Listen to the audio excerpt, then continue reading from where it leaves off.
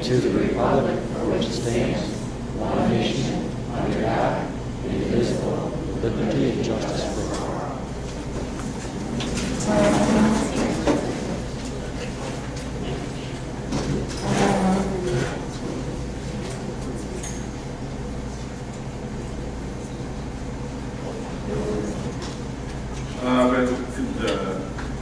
Begin tonight's meeting by asking for an approval of the meeting agenda, and please make sure that you realize this is the one that's been adjusted from what you received.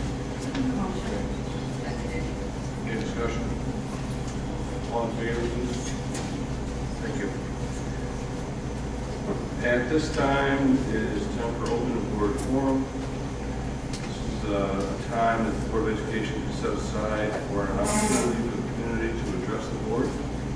To allow public participation in a period not to exceed 30 minutes shall be set aside in the first part of each board meeting. The presentation should be as brief as possible. The board will not permit in public session discussion involving individual district personnel or students. Comments should be related to school matters and are limited to 2 minutes, please. First person up will be Mr. John Johnson. And as long as we kind of prearrange this, we'll just go Holly Johnson at the same time, and we'll just give you 4 minutes, okay? Yes, my biggest concern is why consideration taken into the organization of special needs. Can you speak on the phone? I need 9 here.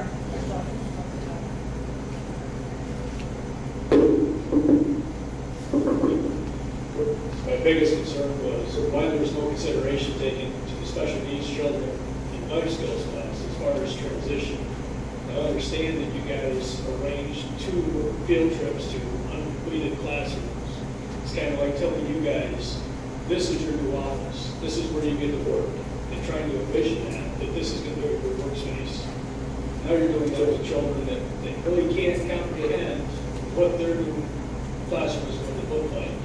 They haven't been introduced to any of the children there. And when they have, it's been in uncontrolled environments, such as in the gymnasium, in the lunchroom, where it's chaos. I was wondering, Mr. Bernard, if you had an explanation for that. Usually we don't engage with the open forum, but what I will tell you is that it's my understanding there was transition, and I'll be checking with Teresa Ross, who's not here today. There was no transition. There has been no discussion as far as special transportation arrangements that may be required due to the significantly longer bus trips. There has been no engagement between the general education teachers and us to find out what their plans are to help engage my son in particular, whom I'm speaking on behalf of, within the general education. Does anybody have any comments towards that? Again, I will check with Teresa first thing in the morning, and I will be back in touch with you. I will give you a call tomorrow. Understand?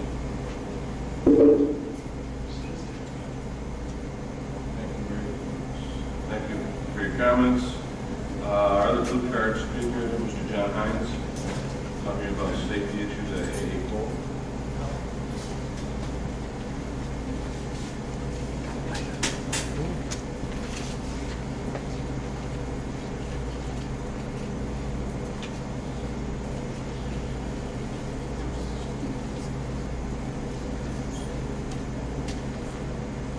Thank you. Can everybody hear me? All right. Previously, on April 20th, June 1st, June 5th, I contacted the school board in relation to what I feel are safety issues regarding evacuation, safe travel routes for evacuation at AA Cole. At subsequent meetings, I was informed that we were working on that as a school board. And my question tonight is, has that been completed? And has it been shared with the local responders, first responders, of which I am one? I have also contacted the Commissioner of Education with my concerns, and I am told that I have to file a appeal, which I will. Two of the factors, or several factors here, which I really don't want to share with the general public, but the issues that pertain to that school. For one, it's closest to the highway, two, it's downhill from the highway, and now we have kind of exacerbated that situation by putting a lot more students there. I understand that we have had a recalculation of the place where these children would go. I think if you would take a close look at that, it's a little tight, but I guess that's my opinion. I would appreciate the board looking at this matter. Thank you. Thank you for your comments, and Mr. Bernard will be in contact with you regarding answers to your questions.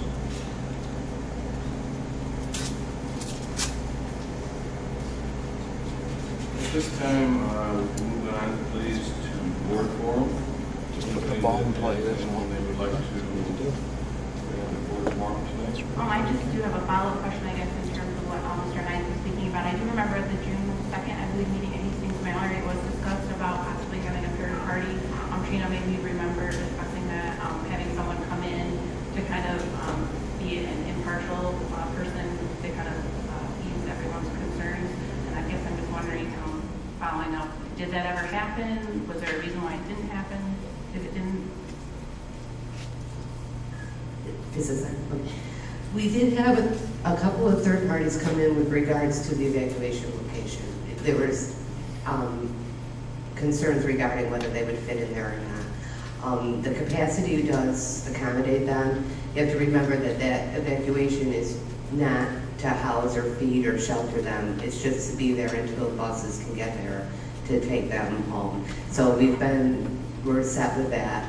The other items are their concerns, and we understand them, but there's no regulations regarding how far away school districts are from roads and what type of roads they are. And those concerns could technically, exist at many buildings across New York State.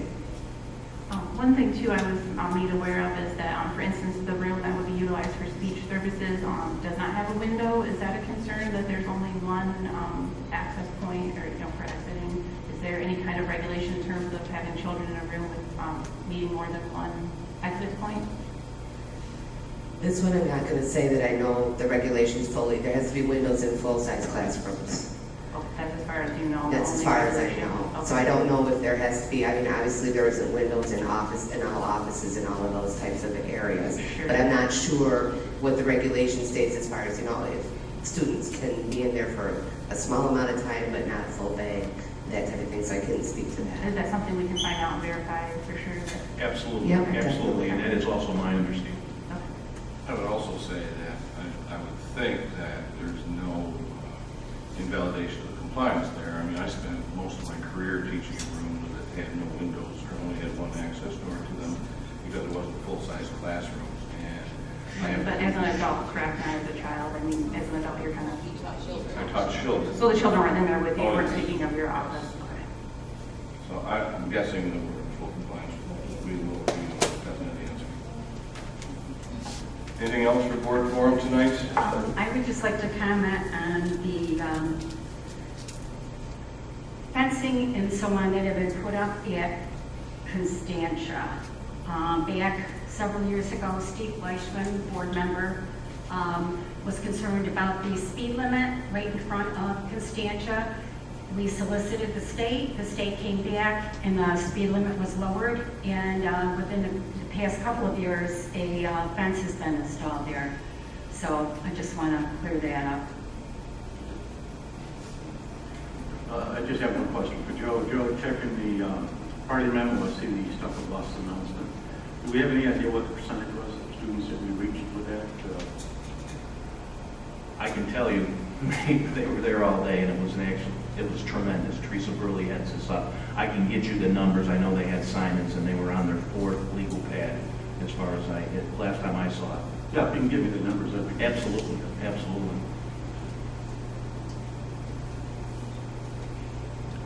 Anybody else? If not, I have one thing.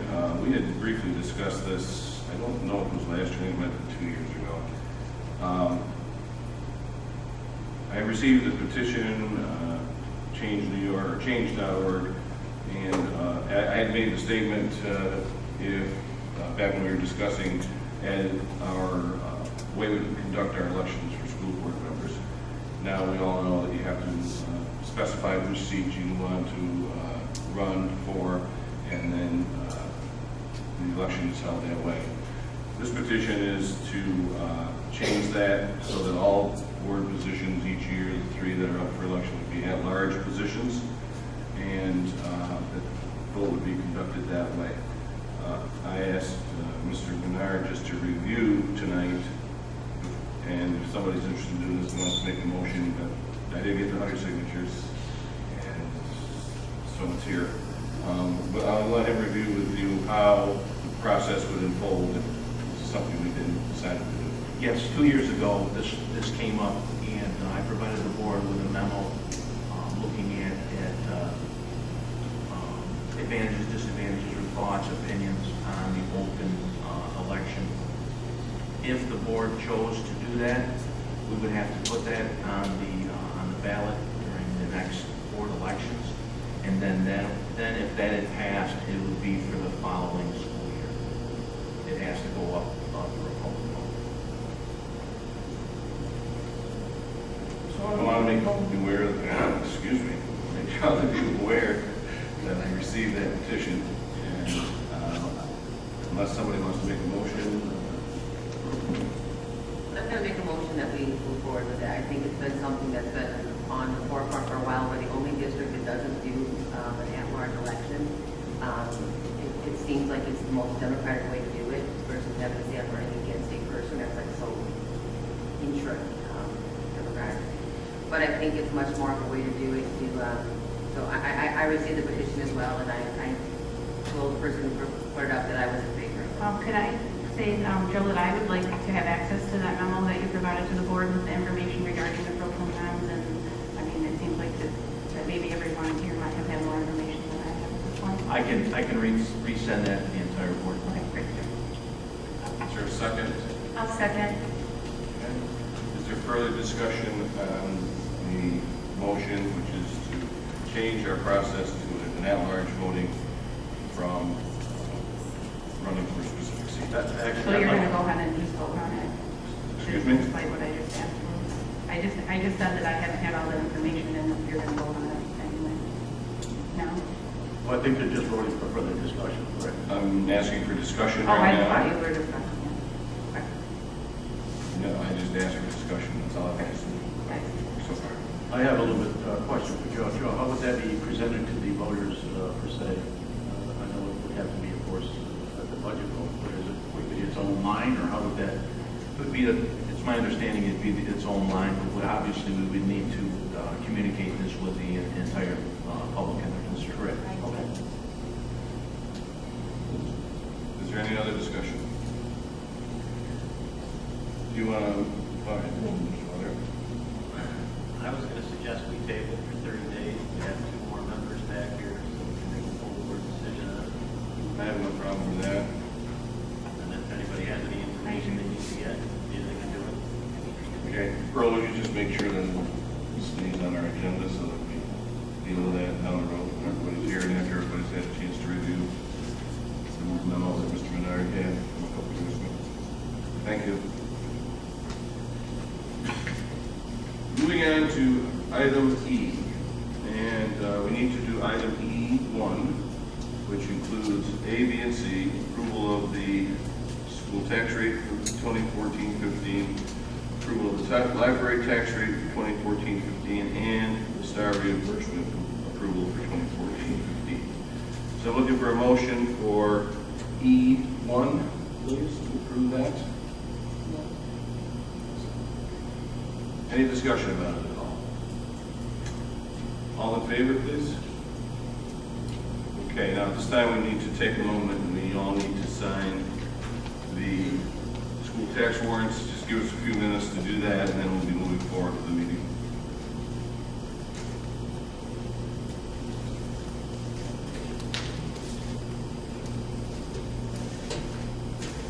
Sarah, I know you're new here, but let's seal this, all 9 of us, and whoever's here also have to sign every document, like several documents. Just so everybody knows, we have 11 townships, and every person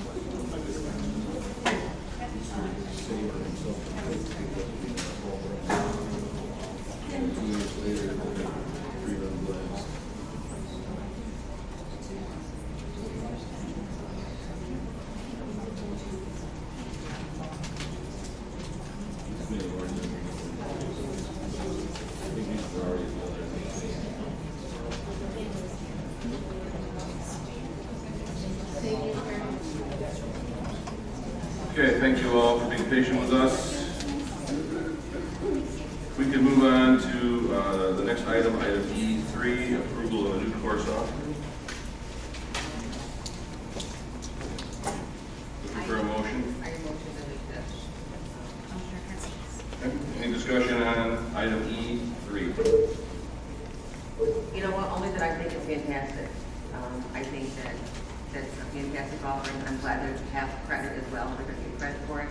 I think there's a lot of kids that want to be in it and that really need to be in it. And it's not going to feel like they're being put in some kind of like an AIS class per se.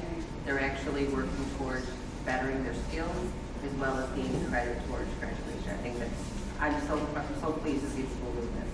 Thank you. Is there anything, Mrs. Owen, you'd like to share with us, seeing how you made the trip?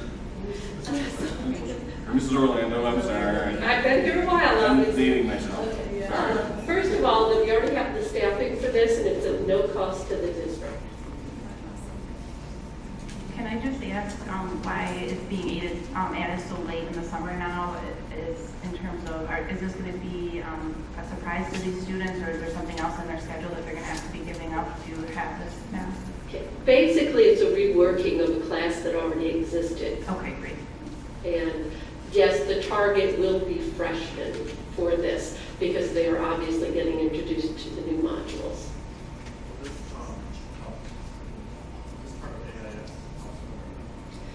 It was formerly AIS, it's being converted to this model now. So it's not according, is it according to test scores now? Sorry. Is it according to the test scores that they would be taking? What they're doing is they were going to base this on the 8th grade data from the STAR and the 8th grade assessment, state assessment.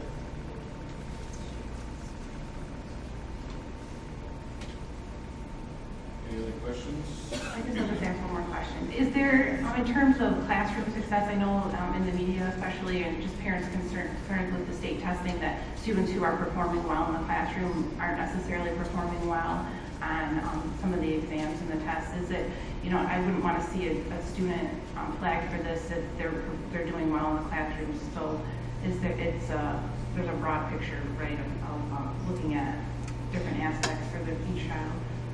In my experience, I've noticed that I personally have taught the AIS class formally, and it is, I can say that it's only been a tremendous help to those students because it's a much smaller environment and it leads to greater success. I guess my concern is I wouldn't want a student in there that doesn't necessarily need that help because maybe they didn't do well. They're not a good test taker, for instance. Or, I mean, I think it was something like 70-some% were not proficient on the 8th grade, and of course we're not going to have 70% of our students in this. I think she's looking to say, is there more criterion besides just the state data? Like, as far as the student, like, I can speak firsthand, my son was in that class, he had his drawing though. It was the AIS at that time. But it was based not only on his test scores, but on his performance in the classroom as well. He needed to be in that class. Yep. I wish it would have been a half credit at that point, but it was fantastic and he did well. And I'm so pleased with his program. Yeah, definitely don't have anything against it for the students that need it. I just wouldn't want any students that maybe necessarily didn't, like I said, need it just because they weren't good test takers. And I think that could be looked at. Okay, But I'm sorry, I just stepped into this just to let you know. that's fine. If there's no other questions, call for a vote. All in favor, please. Nobody's opposed. Thank you. Thank you. Thank you, Mrs. Orlando. Moving on to item F, consent agenda. If nobody has any objections, we'll take item F in its entirety. Mr. Brown? Mrs. Wood seconds. Any discussion on item F, the consent agenda? No discussion, all in favor, please. Thank you. Moving on to item G, personnel. Take items 1, 2, 3, also in its entirety for a motion. Mr. Brown? Mrs. Small? Any discussion about item G? In that case, I would like to ask you all to signify your approval. Thank you. And the last order of business would be looking for a motion to adjourn tonight's meeting. Mrs. Taylor, second. Anybody opposed? Unanimous. Thank you all for attending. See you all on September 8th, I believe.